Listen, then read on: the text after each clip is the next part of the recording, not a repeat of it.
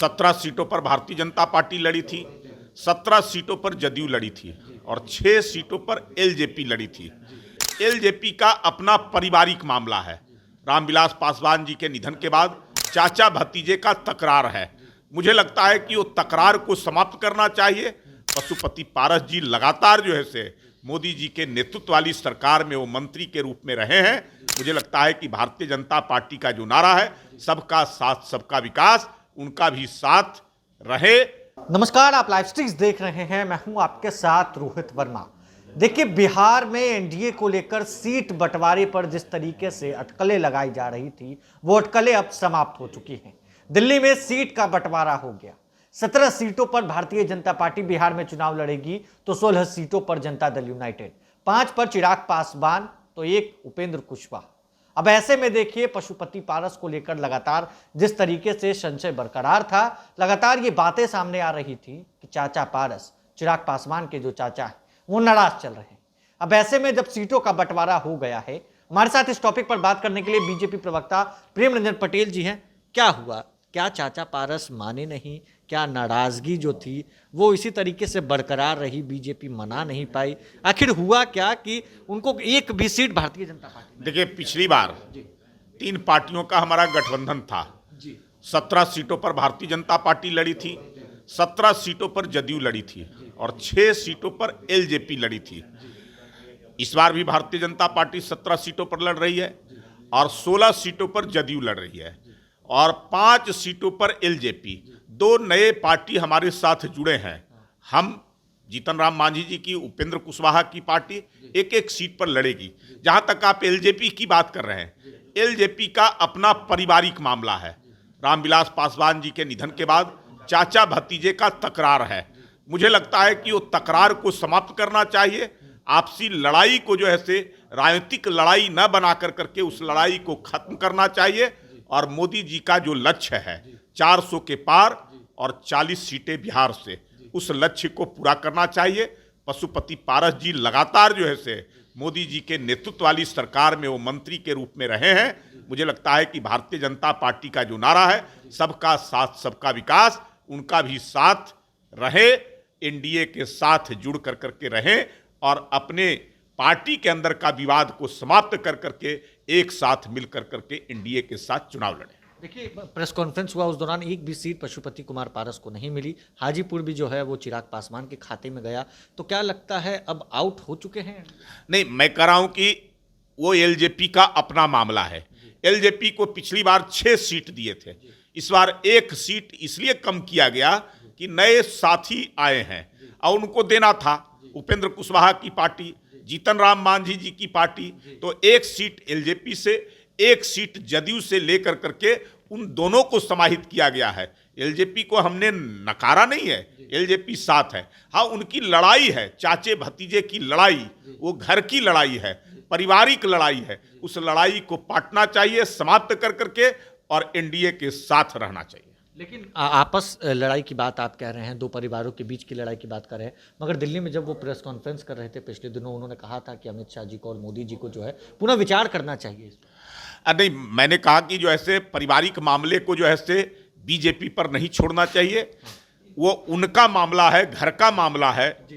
उनको अपने परिवार में इन चीज़ों को खत्म करना चाहिए, उस लड़ाई को, और एनडीए के साथ जुड़ करके रहना चाहिए। तो अभी भी हम ये मान सकते हैं कि अभी अलग नहीं? नहीं, मैं तो अलग नहीं मान रहा हूं। मैं तो मान रहा हूं कि एलजेपी को 6 सीट के जगह पर केवल एडजस्टमेंट में 1 सीट कम दिया गया है। जदयू को भी 17 सीटों के जगह पर एडजस्टमेंट में 1 सीट कम दिया गया है। एलजेपी को 5 सीटें दी गई है, उसमें चाचे भतीजे की लड़ाई को पाट करके दोनों को और एलजेपी को मजबूती के साथ एनडीए के साथ जुड़ करके इस लड़ाई को 40 की 40 सीट जीतने के लिए लड़ना चाहिए। शिवहर की सीट जेडीयू के खाते में चली गई और अब ये कयास लगाए जा रहे हैं कि आनंद मोहन की पत्नी लवली आनंद ने भी आज ज्वाइन किया है, वो चुनाव लड़। अब ये तो जदयू तय करेगी।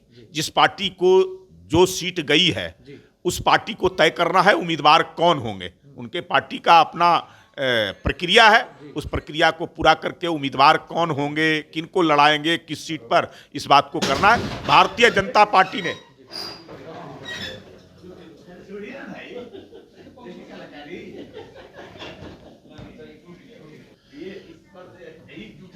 भारतीय जनता पार्टी ने उम्मीदवारों के चयन के लिए जो प्रक्रिया है, उस प्रक्रिया के तहत हम 17 सीटों पर ऑब्जर्वर के रूप में एक एक व्यक्ति को नियुक्त किए थे। वो ऑब्जर्वर गए थे, वहां से रिपोर्ट लेकर के आए थे। उस रिपोर्ट के आधार पर चुनाव समिति की बैठक में पैनल बनाया गया और वो पैनल केंद्रीय नेतृत्व को, केंद्रीय चुनाव समिति को भेज दिया गया है। केंद्रीय चुनाव समिति अब अंतिम फैसला करेगी उम्मीदवारों का, और हर पार्टी अपने अपने हिसाब से फैसले करती है। हर पार्टी का फैसला होगा तो सामने उम्मीदवार आ जाएंगे, किस सीट पर कौन से उम्मीदवार होंगे, किस पार्टी का। तो 24 में लगता है कि भारतीय जनता पार्टी पुरजोर तरीके से ताकत दिखाने के लिए, और एनडीए पूरे ताकत नहीं, एक तरफा है। अब कुछ बताने की जगह है।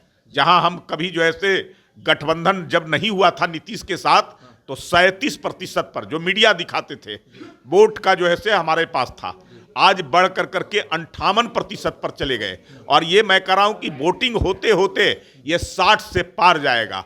तो निश्चित तौर पे हम 40 की 40 सीटें बड़े मार्जिन से जीतेंगे। पिछली बार 39 सीट केवल 3 पार्टियों में रहने के कारण जीते थे, इस बार तो 5 पार्टियों का साथ है। तो अब कोई परेशानी है क्या? अब हम 4 लाख 5 लाख मार्जिन से सब सीट चुनाव जीतने वाले हैं। आईएनडीए का कुनबा भी लगातार लंबा हो रहा है। उधर मुंबई में तेजस्वी यादव ने कहा है कि लालू यादव अभी कमजोर नहीं हुए हैं, इलाज कर रहे हैं बापू। इंडी गठबंधन समाप्त। पिछली बार तो जो है एक सीट जैसे तैसे किशनगंज आ गई थी, इस बार वो भी नहीं मिलने वाला है। और देख लिए कि इंडी गठबंधन जो बनाने वाले व्यक्ति थे वो छोड़ कर करके चले आए और पूरा इंडी गठबंधन ध्वस्त हो गया। कई अलग अलग राज्यों के अंदर में कई पार्टियां उनके साथ अकेले लड़ने का ऐलान कर चुकी है। तो मुझे लगता है कि चुनाव आते आते यह बिखराव और होगा और एनडीए का मुकाबला करने में इंडी गठबंधन सक्षम नहीं है और ना आगे होगा। विधायक तो आपके भी नाराज, कोई नाराजगी नहीं है। सबका लक्ष्य एक ही है, मोदी जी को फिर से प्रधानमंत्री बनाना और 400 से ऊपर सीटें प्राप्त करना। एक एक व्यक्ति, एक एक नेता, एक एक कार्यकर्ता और एक एक जनता इस काम में बाखूबी जो है पूरी मजबूती के साथ मुस्तैदी से लगी हुई है। क्या लगता है उधर भी जो है अलग वाले कुनबे में भी जो है आईएनडीए गठबंधन में भी अब तक सीट शेयरिंग नहीं हुई, पेच कहीं फंस रहा है? पेच फंस रहा है। हर लोग चाहता है ज्यादा से ज्यादा सीटें लेने। उनके यहाँ झगड़ा है, ज्यादा है। वामपंथी पार्टियां हैं, माले है, कांग्रेस है, अन्य पार्टियों को और जोड़ना चाहते हैं, उनको अपने ऊपर विश्वास नहीं है। तो मुझे लगता है कि ये जो है आने वाले समय में कितना भी बड़ा गठबंधन बना ले, लेकिन एनडीए का मुकाबला वो नहीं कर सकते हैं। चलिए, तो सीट शेयरिंग के बाद जिस तरीके से सस्पेंस था कि क्या चाचा पारस नाराज थे, तो उसको लेकर जब सीट शेयरिंग हुआ, जब सीटों का बंटवारा एनडीए गठबंधन में हुआ, तो पशुपति कुमार पारस को अब तक एक भी सीट नहीं मिली, मगर वो अब भी एनडीए का हिस्सा है, सदावा प्रेम रंजन पटेल का। बहरहाल इस खबर में बस इतना ही। अगर आपने अब तक लाइव सिटीज को सब्सक्राइब नहीं किया है, जल्द से जल्द लाइव सिटीज को सब्सक्राइब कर लें। धन्यवाद।